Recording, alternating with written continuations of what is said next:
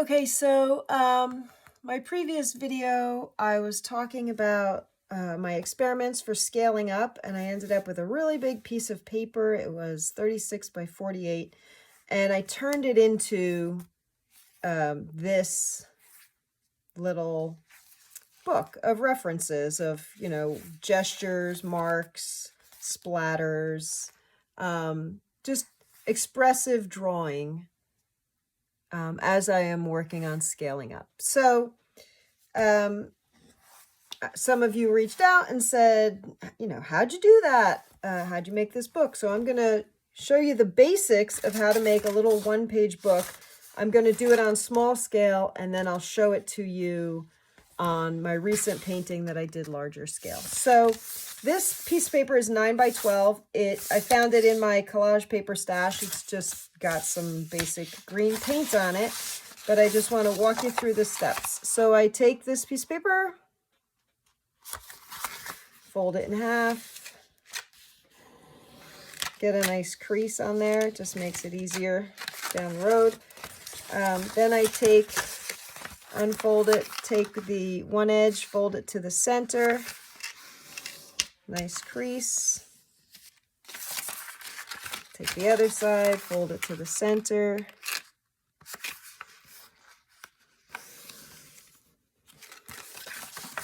Open it up, opposite way for any of you who are educators, right? You got the hamburger and hot dog. I guess this is the hot dog way, and the other way is hamburger. Folding it, hamburger again. Folded it in half, going towards the center. Right, folding it, creasing it accurately is, it's helpful here if you want your book to have decent edges. They won't be perfect, and that's fine because we're not looking for perfection. We're just playing around here. So I have this.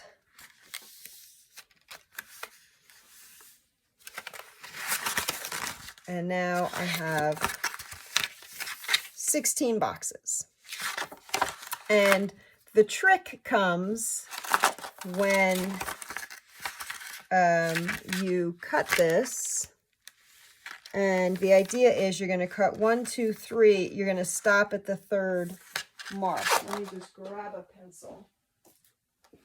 All right, so you're going to cut from the edge.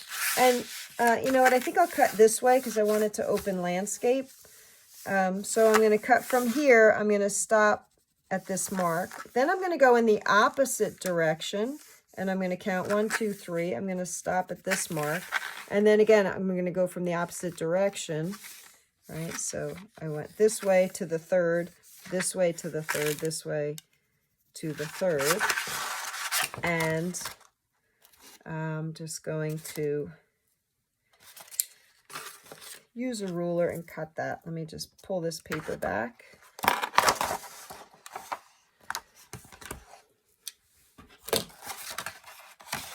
And take my ruler. Any straight edge will do. And I am going to lay it on the fold, and I'm going to cut up until the mark that I made. So I cut to there. That should be good. Cut the other direction. Again, lay it on the fold.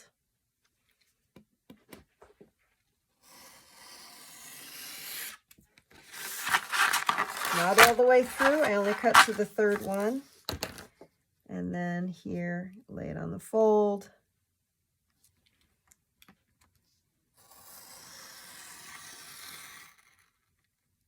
Cut to the third one. And then I'm going to be using double-sided tape. I probably use more than you need, but I really do want this to hold together. If I'm going to the trouble of doing this, I want it to hold together. So I'm going to put double-sided tape. So now each of these, I have like a little rectangle here. So I'm going to double-sided tape each rectangle, and I'm going to alternate. So let me show you what that means. So I have 2 going up and down, and then I'm going to have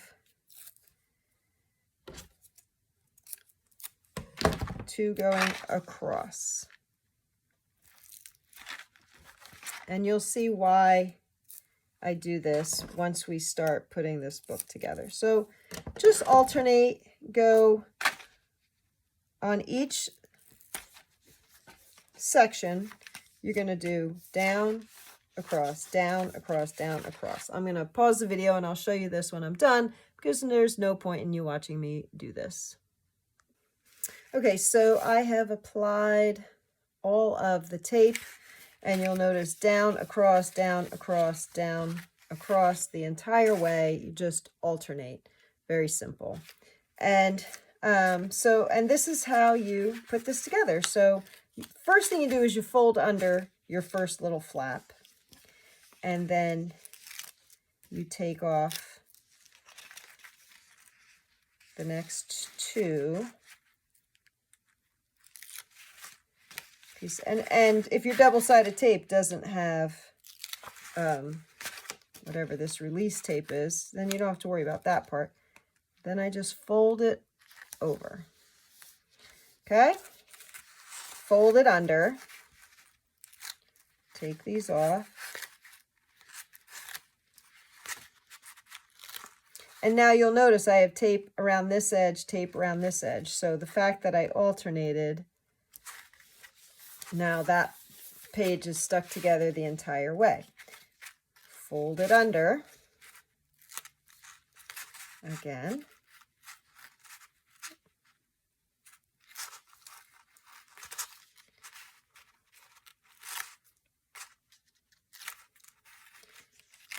Line it up. Press it down. Fold it under. That's the part that can trip you up. So make sure you always fold under before you stick pages together. And you'll see why at the very end, of course.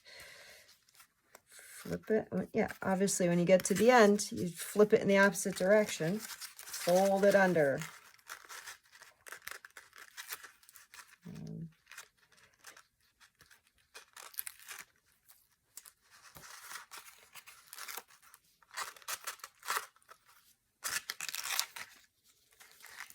Make your page, fold it under.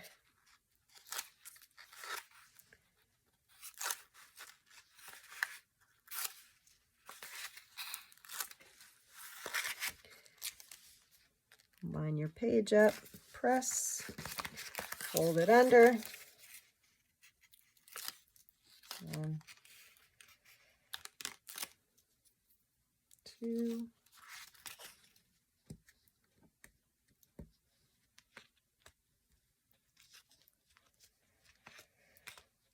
Hi. 1, 2. Make your page, fold it under. So now what I have is I have these little pages all from that one painted page. And again, the edges aren't perfect. I'm not worried about that.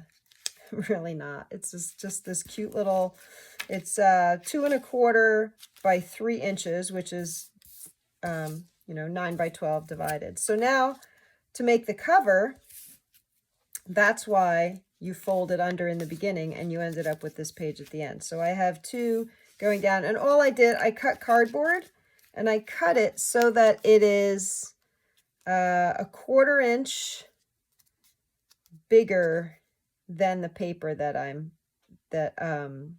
my little pages, just so the edges don't get so messed up. So now these are going down. So on my cover, I'm going to put some double-sided tape so that it goes across. My scissors are getting a little sticky. And peel this off. And you can, I mean, if you want a fancy cover like this, go back to that I made a video, I think it's create your own custom sketchbook or make your own custom sketchbook or something like that. So I have sticky and sticky. I'm going to line the edge up. I'm going to press this down. And then for this one, same thing. I've got these going across, so now I'm going to make these going down. I'm going to bring it in a little from the edge, so, because I've got that 1/4 inch gap there.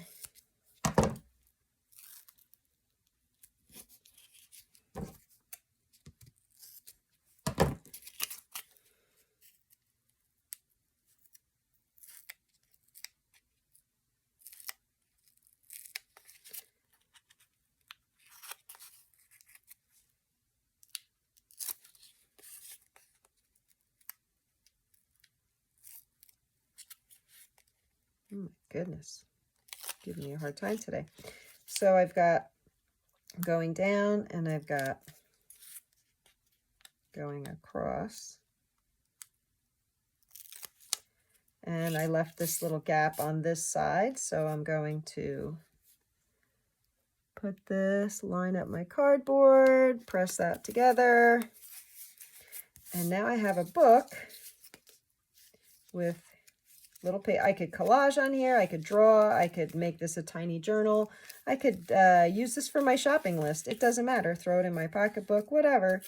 The final thing is how you want to do a binding. So on this book, I put matte medium. I cut a piece of fabric, I measured it, obviously, and, about 1 inch on this side, and then the width of the binding, 1 inch over here. So you could cut a piece of fabric. You could cover your cover. This is just corrugated cardboard. You could apply matte medium, put fabric. I do not apply matte medium on the binding. I just apply it on the other side and then bring the fabric over. You could also use tape. I'll do that.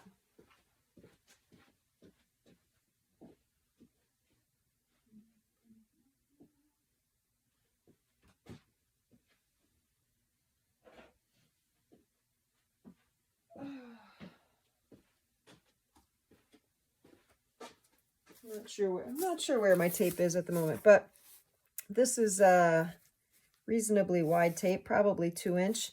You can use gaffer's tape, artist tape, painter's tape. You can use anything that, your little heart desires. Now this was this piece of paper, I think, was 22 by 30. And I painted the whole thing, and then I just made it into a book.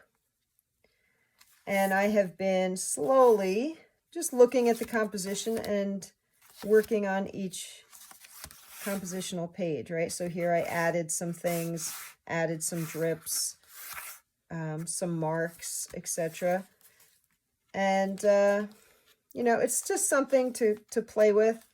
And it's a nice way to keep track of large pieces of paper without having to store them. So again, you can add tape to the edge. You can add fabric to the edge. You could, this was like backer board, cardboard, like chipboard weight. And I added paper to the top. You could leave it just exactly like this. Whatever suits you, however much time you want to dedicate to the cover. This one extends a little bit farther off the edge, but I'm okay with that. It just, it turns out to be a pretty nice reference tool for me. Okay, I'm going to show you how to do it on larger scale so that you can see how I did the one that I had up on the wall. And this one, I just used different measurements. And rather than folding it in half and in half again, I folded it in half and in half. And in the opposite direction, I folded it in thirds. So because it was 18 by 24, I ended up with 6 by 6 pages. But I continued to cut in a zigzag. So one direction, the opposite direction, the opposite direction. And that is what made these pages possible. Okay, I'll see you at the larger version.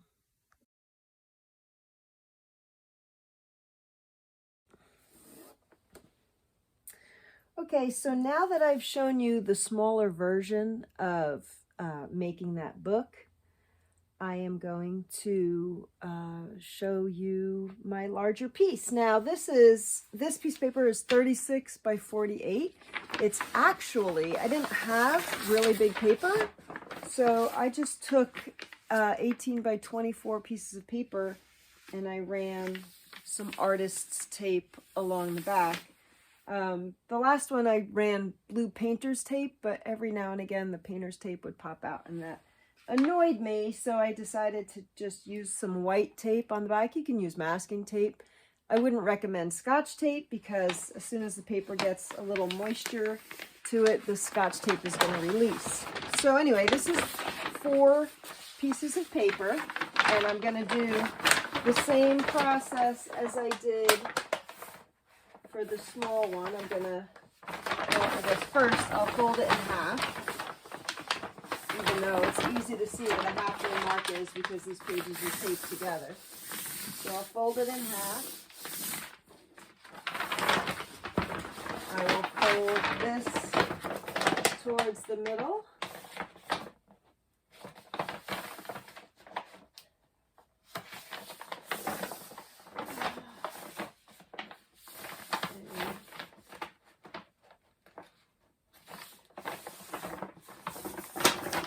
Down.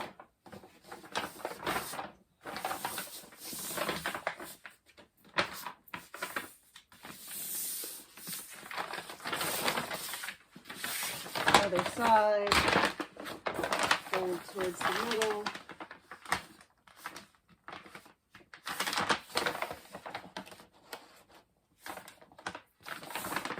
And remember that this is just sort of a play project, so if it's not exact, I'm not going to get too worked up about that. Now again, these are pieces of paper folded or taped together, so when I fold this over, it should be pretty easy because it's right in the middle of the tape.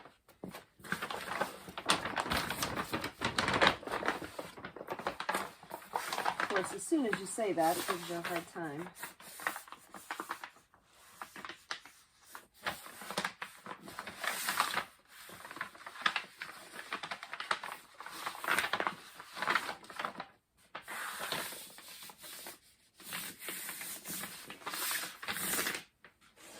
And fold towards the center.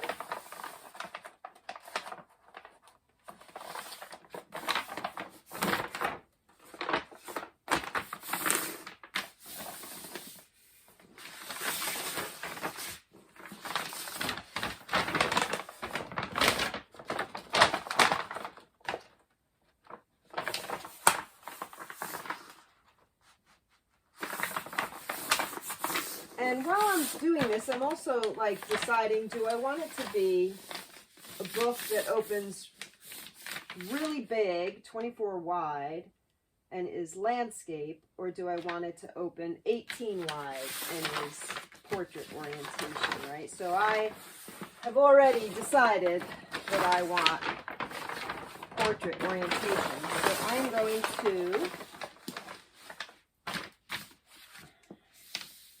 cutting along here, a little hard to see, but I have a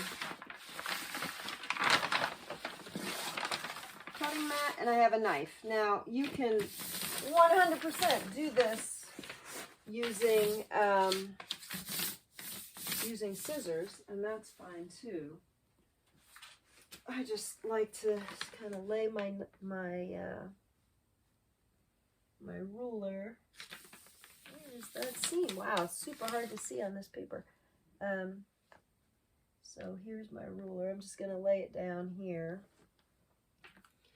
And I am cutting 3/4 of the way. All right, so I'm going to stop at this last fold. And this ruler, by the way, is a quilting ruler. I love these rulers. I use them all the time. I use them if I want to hang things up in my house. I use them for just measuring just about anything. I don't just use them for measuring fabric or paper or any of that. I just find them incredibly useful. So then I'm going to cut along here. Now notice this came from this direction, so now I'm going to cut from the opposite direction. And I'm going to cut, once again, all the way, 3/4 of the way, stop at the last crease in the paper.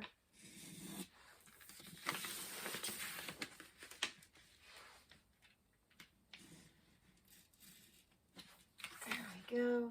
This one didn't quite go through like that. And now, with the last one, I'm going to cut in the opposite direction. So I'm making zigzag cuts, right? I cut from the left and I cut from the right. And I'm going to go back, cut from the left.